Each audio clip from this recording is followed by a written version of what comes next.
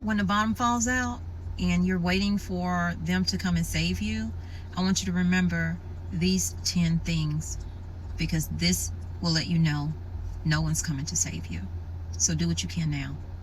Argue in the developed countries, the big winners are countries that have shrinking populations. You do not even have to have elections anymore, because you can already predict, and afterwards you can say, why do we need elections?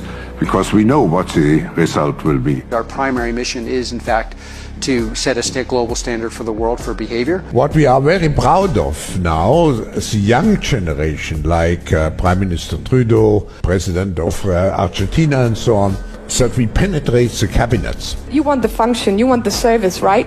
Why do you want to own a cell phone if you can just lease it? And if you lease, why shouldn't you lease your refrigerator or your washing machine or your dishwasher, or why do you want to own it? I propose putting an end to anonymity on social media. If 1 billion people stop eating meat, I tell you it has a big impact. Can you imagine that in 10 years when we are sitting here, we have an implant in our brains? And we measure your brain waves.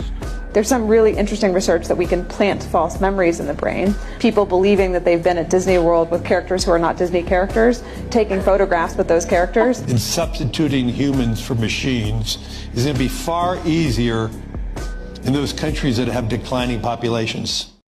This is crazy. A former Bush official claims that the United States spent $21 trillion building a secret underground city. Her name is Catherine Austin Fitts, and I wonder why they would need a secret underground city.